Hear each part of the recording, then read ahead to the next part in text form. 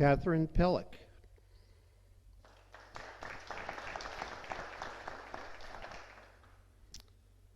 Bernard and Janice Ortiz.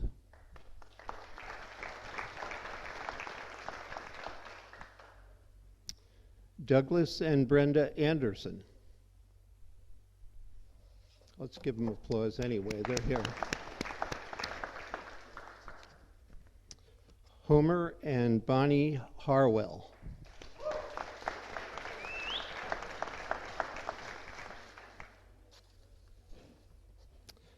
Sally Huguenin.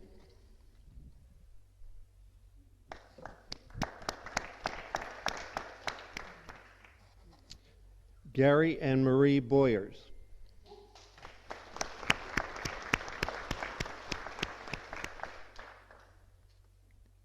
Sheila Mitrano.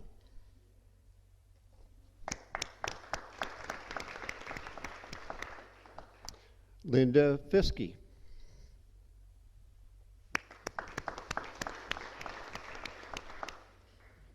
Kathleen O'Hare Krawicki.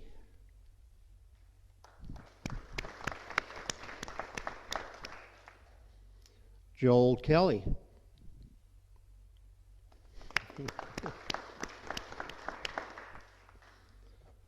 Rolf and Ursula Feil.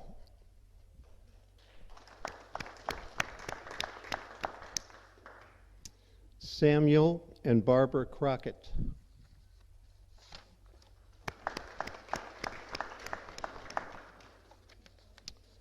Susan Monge.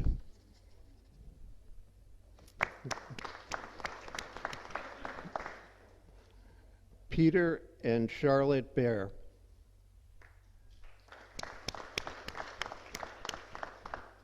George Chase. George. Oh. Joseph and Patricia Elam.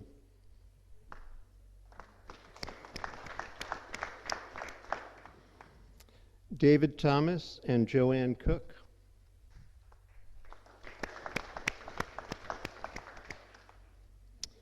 Thomas and Cheryl Woods.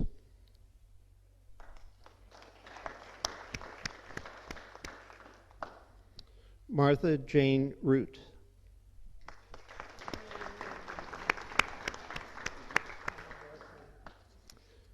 Gary and Judy Akers.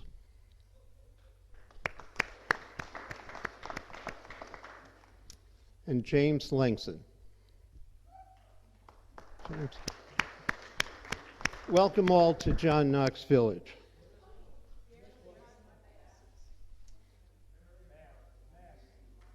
Oh, I skipped one. Gary and Martha Bass. I'm sorry. Yes. Thank you.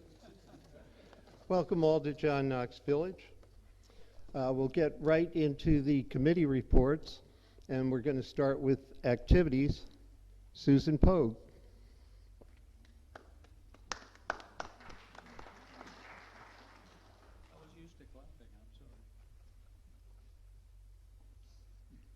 It's nice to see you all today.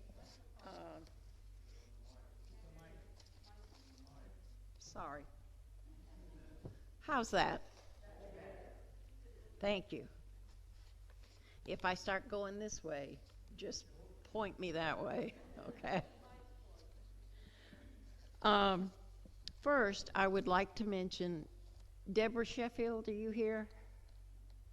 No, Deborah is the person who takes charge of our annual food drive for the Orange City Elementary School. And that began this week. And so I'm just giving everybody a reminder that we would love it if you could help contribute to that. Last year, we donated over 6,000 items to the school for use with students who had food needs and their families. I'm going to talk a bit today about resident services. That is the office that the Activities Committee works with on a regular basis. They are the ones who do all of the legwork and back work and sign up entertainers, etc. And they work 12 months a year and essentially sometimes 7 days a week to make sure that all of the events occur. The office is headed by Candace Giovanni, who is the Resident Services Coordinator. And to just give you an idea of some of the things that she is responsible for, assistance. And those folks are Gail Dardano, and Gail is the lady who usually you see sitting behind the counter there as you first come into the Barker Center. Then Britannia Williams also is a full-time person. And then we have a new part-time person who is named Doug Zimmer. And if you attend events in the evening or on the weekends, that's where you're most likely to see Doug.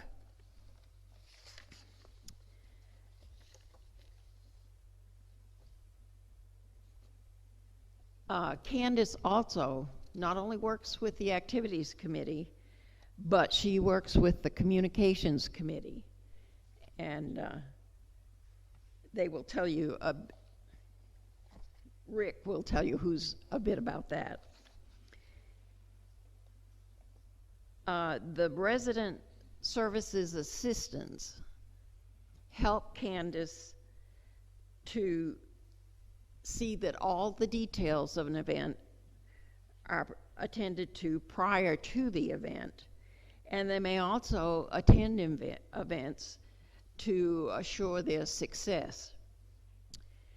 The staff in resident services always greets residents with a genuine smile and a desire to help.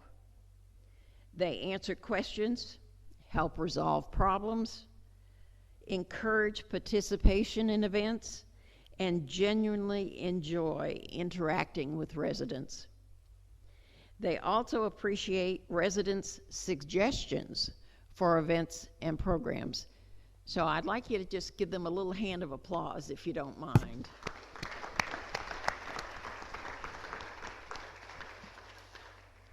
And I'd like now to introduce Rick Larkin, who is chair of the Communications Committee.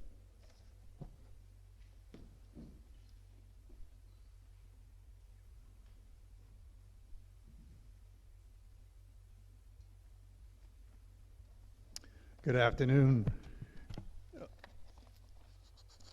Well, it's been a busy 3 months, and I need to thank the members of the committee for their hard work. And first and foremost, I'd like to thank Dick Jacquin, who's the council rep, and he's also my note taker. And the note taking is a very important function in running the meeting, and Dick does an admirable job. I don't know where he learned to type as fast as he does, but he's quick. And then there's Debbie Attiglieri, who handles the announcements on John Knox TV. Louise Kakamais, who helps put out The Village Life, which I think is one of the most outstanding publications that we have here. Yeah.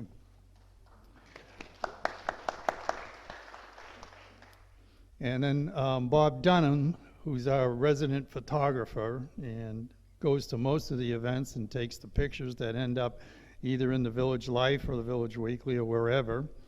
And then he also runs the photo contests, which I must say, Dick Jacquin won first prize in that this year. So Dick's multi-talented. And then Mary Beth Harvey is one of the proofers and leader of the proofing group for Village Weekly. That's a job that is very important, and it needs many eyes looking at it so that we catch all the little typos and glitches in it. So, and then Larry Magazzano. I can't say enough for what Larry's done in the last few months with the portal. He's worked very hard at it, and with his group, they have done a lot to bring a lot of the residents along with the portal, and for that, I'm going to talk a little bit more about them later. And then Susie Rudolph, who is the Village Friend representative to the committee. And finally, Cheryl Smucker, who leads up the library committee, who does an outstanding job. I don't know where she gets her energy, but you wind her up and she goes. So Cheryl is the dynamo. So we're lucky to have such a fine group of residents who take such good care of the details in their various areas, and week in and week out, so that our time here is made easier. So just a round of applause for those people. Without that, communications is nothing. All right, I would also be remiss if I didn't mention resident services. And the staff of Constance, Gail, and now Doug, they provide such information and solutions to our inquiries simply by a call or visit to resident services, and always with a smile. And I want to thank ladies and gentlemen for their help, and without them, our life would sometimes be very chaotic. Well, the big news of this quarter is our new portal, Cubigo. And I have to say, Shannon over there spearheaded the implementation and continues the work of adapting the software to John Knox Village. And I don't know how many hours a week she puts in, but it's got to be more than they're paying for, I'm sure. Many of us are still in the learning stages, but the new portal is, in my humble opinion, proving its worth and utility. It is different than the old one, but it is also more encompassing and covers a broader spectrum of functions than you would see with the old portal. And I want to thank very much Shannon for the hard work she put in on this project. And I want to also mention the team of residents led by Larry Magazzano, who are providing help and assistance to us in navigating Cubigo. These residents are Mickey Antelik, Pat and Joe Elam, Dave Essenfield, Pam and Doug Gregg, Jim Ivy, Nancy Kinsley, Charles Crone, and Darrell Lane. They come and they're still running their sessions. I believe they're doing it in the Card Lounge. So if you make an appointment, come see them, and they can help you adapt to the new portal. They deserve our thanks and for the able assistance provided in helping educate us in the new portal use. In all, close to 600 residents have signed on to the portal and hopefully are using it. So that's a token of how much we as a group depend on the portal. So it probably is to your best interest to learn how to use it, because it has a lot of features, and frankly, I'm not positive on how all the features work. So I need to do what I'm preaching. So, and that's where I'm going to leave my report and end it. And I want to thank you for your time and attention, and I yield the podium to Joe. Thank you, Rick. And the portal is great. Thank gosh we got that back. Give me just a second to get a little organized here. We got a new monitor, and it's so exciting. And actually, I want to mention to you, share a little personal issue I have right now. I'm a little off. It's not a big deal. Don't get worried about it. Minor, very, very minor. It has to do with the bladder. Anyway, since I brought it up, I did the same thing that most all of us would do to figure out how I can help my situation. So I started Googling things, and this is what I came up with. Did Did you all know that there was something online called the Incontinence Hotline? Who would have thought? The Incontinence Hotline. Anyway, what the heck? I figured I'd give it a shout, and then I called it, and the number rang, and it rang, and it rang, and it rang some more. Finally, somebody answered, and they said, "Thanks for calling the Incontinence Hotline. Could you hold?"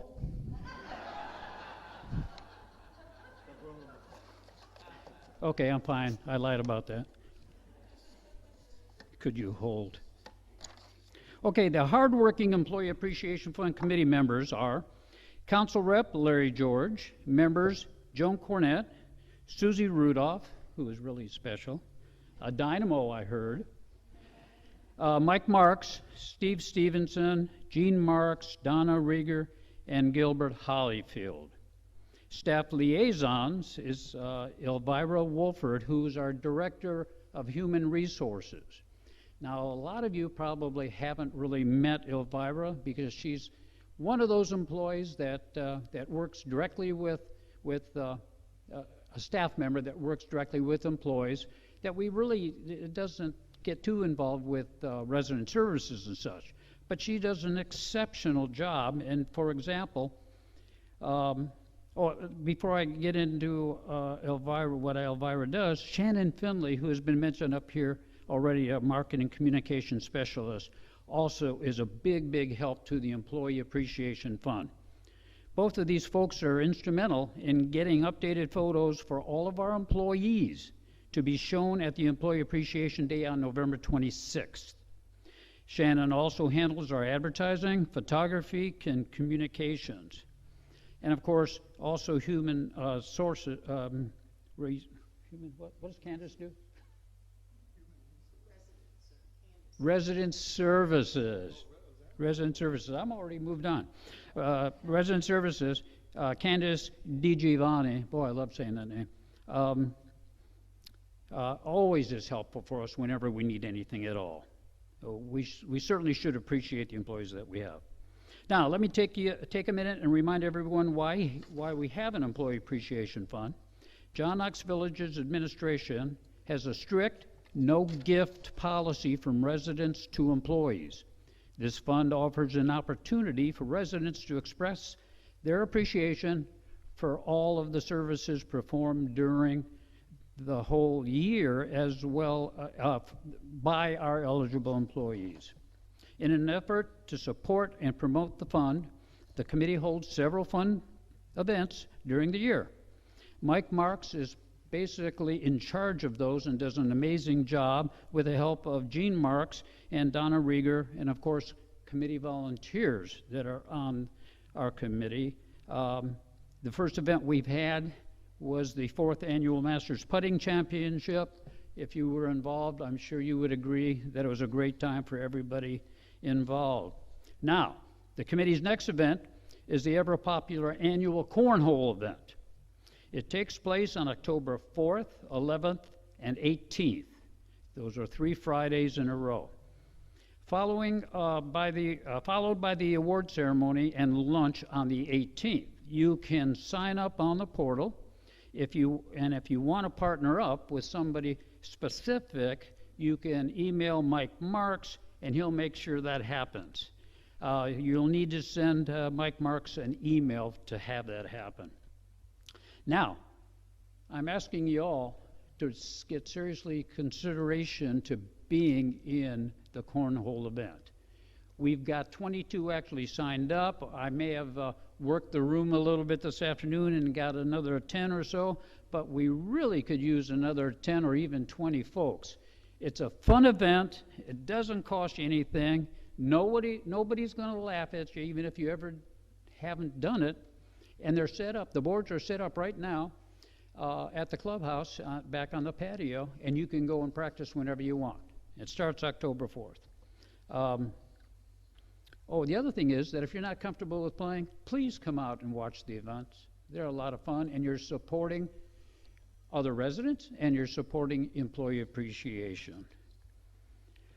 So the 18th is the finals, And that's a very, very special day. If you don't come out for anything else, come out for the 18th. What's so special about that day? Let me tell you. For the first time ever, there's going to be an exhibition match after the champion residence team has been announced. Now, we don't know for sure who both of the administrative folks are going to be, but we're pretty confident that one of them is going to be our CAO, Joe Trainer. In fact, here's Stan in the back of the room. Stan, do you happen to know who Joe's going to be playing with? I do not. Yeah, you do too, I can tell. Anyway, those two folks are going to play our resident champs, and there's not going to be any prizes for those guys, but it's going to be a fun event. And I hope they get out there and practice. Knowing that Joe Trainer is involved, let me mention that I know Joe pretty well, as we worked together for about the last 3 years before I retired. I personally feel that Joe is smart. Joe's very competitive, and some might say he's good looking. I don't know. I just wanted to get a reaction from you. Anyway, the question has to be, can he throw a beanbag through a small little hole at a long distance? I'm not so sure. So anyway, come out for that event. I think you'll enjoy it as much as I will, that's for sure. I also wanted to mention to you that the annual thankful cards are now out and in place for you all to pick up some. Pick up as many as you need, but use all the ones that you pick up, please, because we could run out of these. And what you do with these, if you haven't done it before, you put an employee's name up here that you feel is a very special and has done a very good job. And then it asks you why you think this employee is worthy. And then we take all of these, a couple thousand of these, and we put them up on the walls here in the auditorium after they're all filled out. When the employees come in to pick up their checks on an Employee Appreciation Day, they will go to the wall and just see their friends and themselves, and it really makes the day for them. So those are available, and they're available in the grill and here at the Barker Center. They're not here at the Barker Center yet, but I got to bring them over here. And they're also available at the clubhouse and the grill, the clubhouse, and the residence information desk in the center. You're right across from the gift shop. You all know where that is? Okay, so that's very important. Thankful cards, fill them out. If you have any extra that you don't need, bring them back and put them there so everybody can have plenty of them available. Now, the fund goal for 2024 is $400,000. The current contribution balance is ahead of last year's, thanks to all of you good folks and your contributions. Now, last year we raised over $438,000, and our committee still feels very confident that we can match or exceed that amount this year. Most of the contributions are received between September and November. It's been that way almost ever since this whole thing started. Though it's getting close to the holidays, people are starting to open up their hearts and hopefully opening up their pocketbooks too. So now it's time to think about your contribution. The last day to contribute this year is Friday, November 15th. As I finish up, I'd like to tell you to please give what you can. The Employee Appreciation Fund Committee and the employees thank you for your generosity. Remember, our employees are John Knox Village's greatest assets. Now, I'm going to be around a little bit after the meeting in case you have any questions about the Employee Appreciation Fund or any of these donations. Thank you for your time. I appreciate it.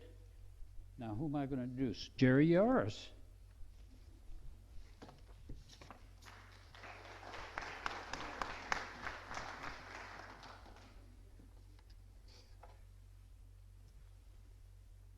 We don't have what we do in facilities is something a little bit different than what we've heard recently. The Facilities Committee has been involved in addressing issues regarding water retention, which is a problem, and management, parking issues, wildflowers planting, the Majestic Oaks renovation project, and repairing the fountain at the north end of the lake. And that's been with at least the last couple of months. Kind of give you an idea.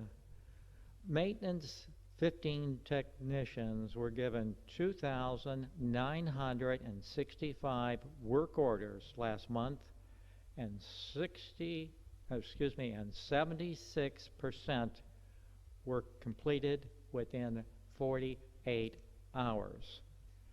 And if this continues, they will have almost 3,000 work orders this month. The top categories for order request are plumbing, HVAC, and electrical. The ground staff maintains 110 acres of turf and miles of edging for roads, sidewalks, scrub beds, and around all the buildings and trees. The 35 housekeeper staff clean over 3,000 units each month, including the clubhouse, the maintenance building, Oak Park, Sentry, and Barker Center. And let's not forget the 6 hard-working employees who process over 60,000 pounds of linen each month, and the majority coming and going from Majestic Oaks.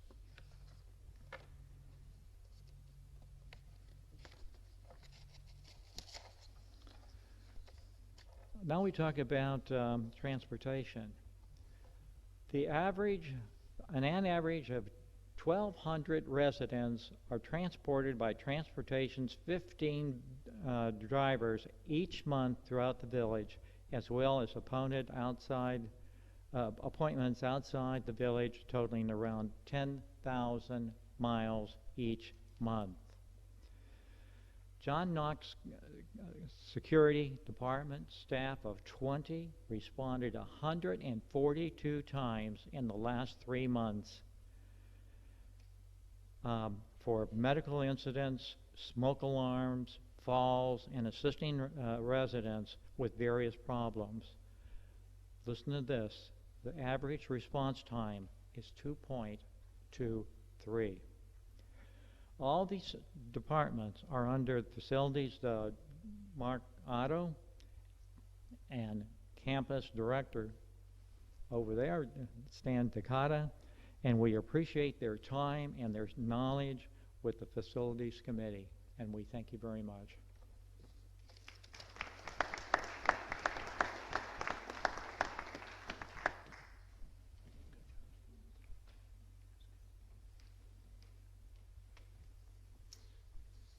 I'm Tony Artigler again, and I'm pinch hitting today for Dick Jacquin, who's chair of the Finance Committee.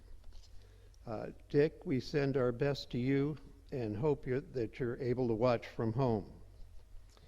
Let's start with committee membership, beginning with our council rep, Jerry Yaris, and our members are Clyde Stickney, Karen Lane, Doris Taylor, Linda Christofic, Bill Mahar, Marshall Berg, and Linda Somm.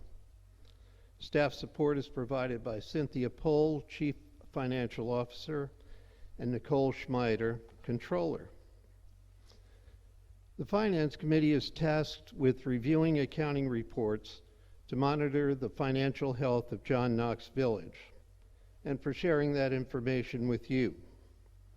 We look at these reports from the perspective of a resident, and we let you know what the committee thinks are the most important things for you to understand. I'm not an accountant, and the way I look at these reports is that there are 3 possibilities.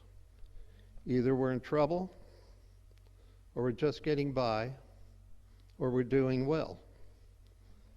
In my opinion, John Knox is doing well, very well. Let's see how I form my opinion of our financial health. This month, we reviewed the second quarter report to the Office of Insurance Regulation, or OIR, which is the organization that oversees CCRCs in Florida and makes sure that residents are well cared for. This report is a summary of John Knox operations as of June 30th this year. The two most important sections of the report are the statement of operations and the balance sheet. We'll start with the statement of operations, which reflects the actual income and expenses for the reporting period.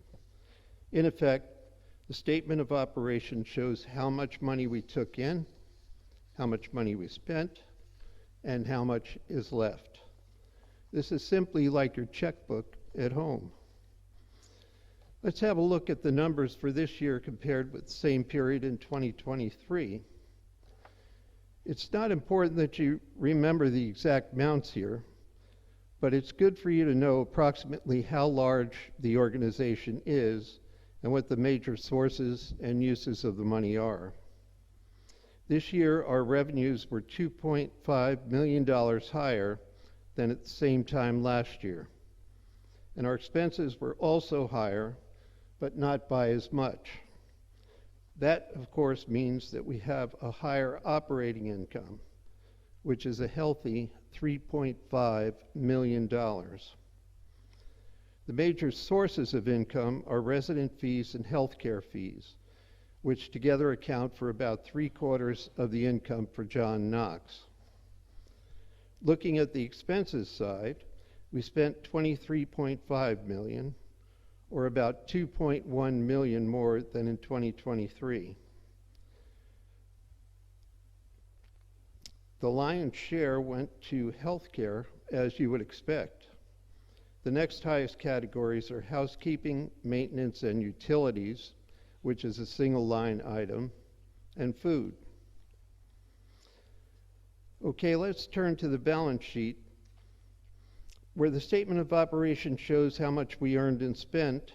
The balance sheet shows how large of an operation we are. So if you're thinking of the statement of operations as your checkbook, the balance sheet would be your portfolio. As of June 30th, John Knox had total assets of more than $208 million, and we grew by a healthy $15 million over the same period last year. Liabilities were also up, but our equity is more than $135 million. The accounting folks call this equity, but you and I know it as net worth. And $135 million makes me feel that Debbie and I made the right choice in coming to John Knox.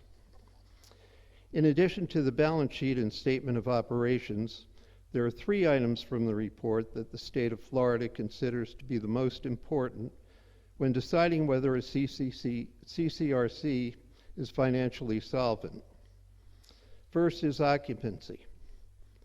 Apparently, Mr. Traynor also considers this to be the most important, since he begins all of his chats with occupancy.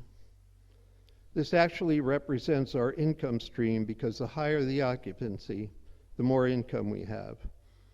The target from the state is 80%, and at 79.2%, we're closing in there. Next is days cash on hand, which measures how long we could continue to operate if our income stream is turned off. The target is 100 days, and we are comfortably above this at 723 days. The final measure is debt service ratio, which is a formula that banks use to decide whether you have so much debt that you might not be able to pay back a loan or a mortgage. Since we have no debt, we always meet this measure. I'll summarize by saying John Knox is financially healthy and growing organization. Next up is Bill Sharp to talk about food.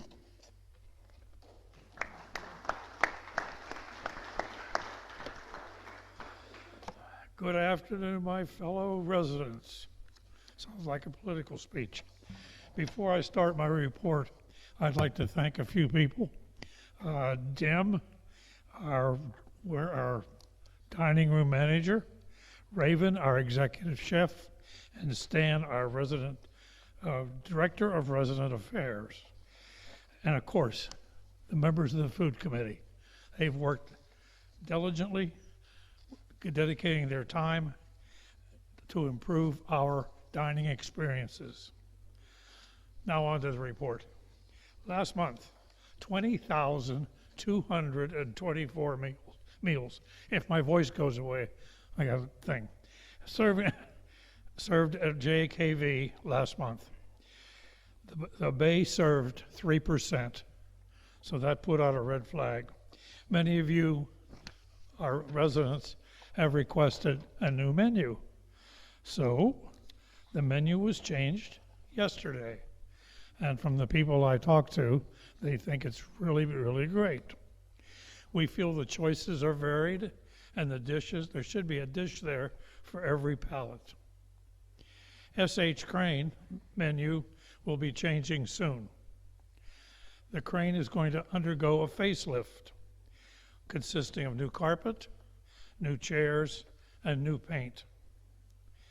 The new brunch menu will be also activated very soon, and there are a number of new dishes as well as the old ones that we love at the brunch.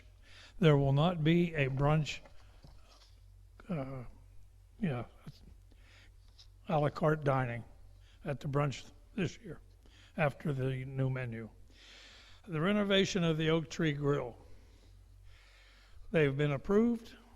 The chairs and tables are ordered and they've been placed where they should arrive somewhere near the end of October. Then we'll close the grill down for a few days. While the grill is closed, you'll be able to get breakfast in the Cranes. The comment cards indicate that food and service has been improving. I think it has too. But we still need your input. We still have things to do. So please use those comment cards and use the new portal. Thank you for your time. And pinch hitting for Grant Harmon is Jerry Barron.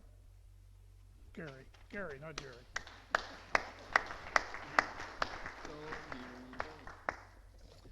Thank you all. For those of you who don't know me and haven't met me yet, as Bill said, my name is Gary Barron. Judy and I moved here in November of 2023.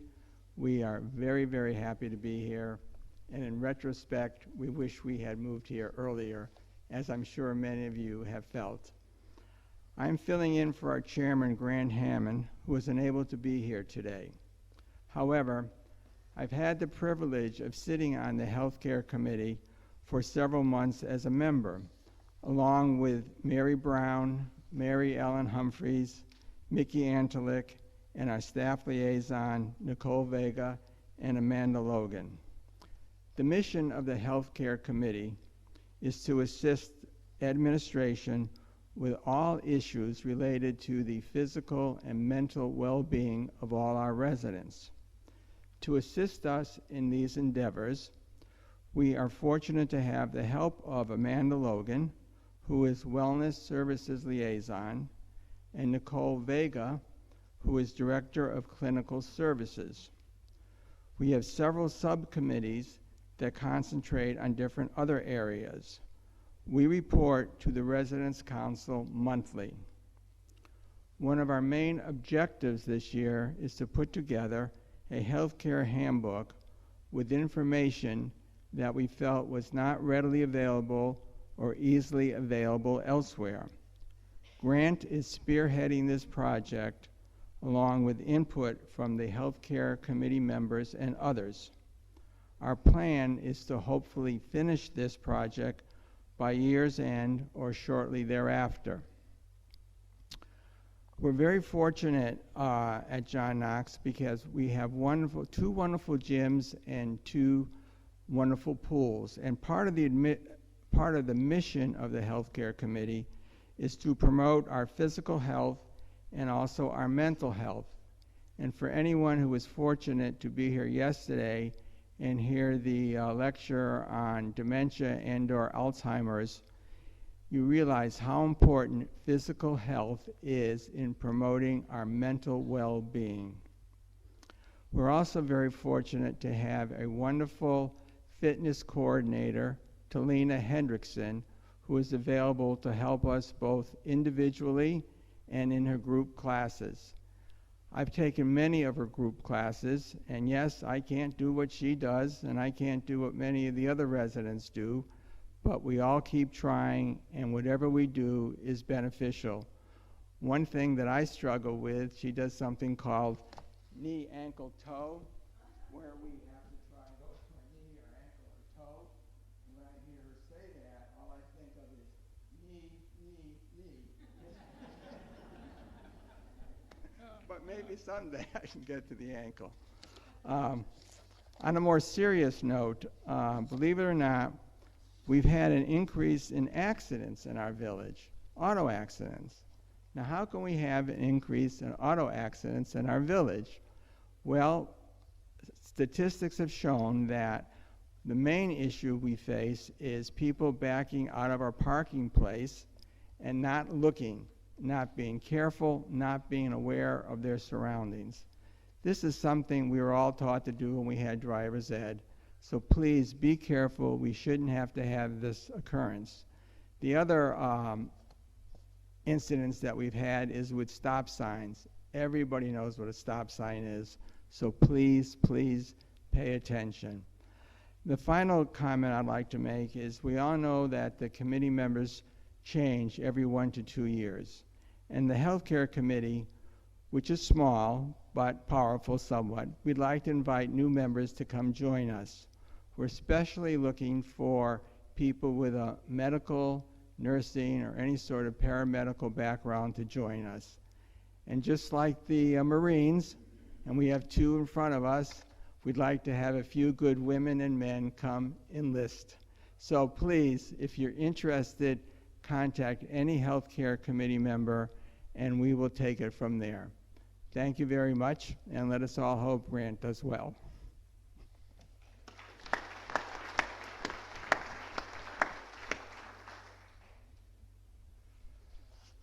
Good afternoon. My name is Larry George, and I'm the chair of the Nominations Committee. One of the things that I'm reminded of fairly frequently by Traver is that I don't have a lot to do on a yearly basis. Our job is to basically put together a slate of candidates for the Residents' Council. Now you might say, that's easy. Wouldn't it be easy? We have all sorts of people that live here. Well, probably a common thing that most of us would think about is that there are certain jobs in life that are thankless jobs. You don't get paid. You get all sorts of grief from all sorts of people who think you have authority and responsibility to do a variety of things that you have no ability to change in any way. But we do have some influence, and we try as a residents' council to do what we can to make the experience here for the residents as good as it can be. The people on the nominations committee are Tony Antiglear, Debbie, his wife, Claudia Graham, Joe Rudolph, and John Bonder. And I'm very pleased that we have the candidates for the 2005-2006 year here with us. And if I could ask them to stand when I give their name. John Bonder.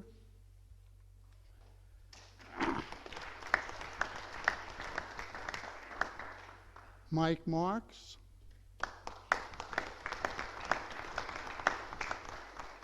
Patty Mitchell. Jerry Barron.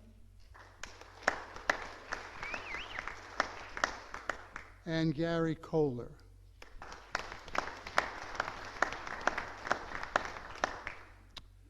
We will be starting the process shortly for next year's candidates.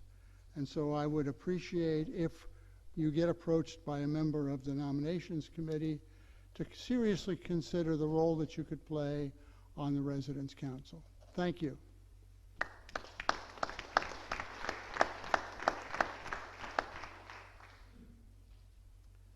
You've just been introduced to the slate of candidates that will serve for 2 years for 2025-26, and now we must conduct business and elect them.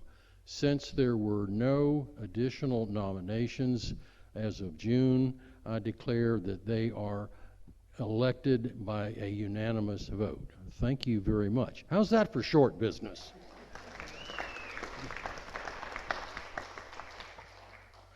I would welcome all of you to the Resident Council. I hope you'll have the time to come see the council work in 24 so that you get a feel of where we're going in 25 and 26. You all have heard reports from the various committees. You've heard all the people who are involved. There's 11 people on the Resident Council, and obviously there's many, many more. I have not done a head count, but I got to believe it's somewhere between 75 and 100 people volunteer to work with the Resident Council to make this a better place.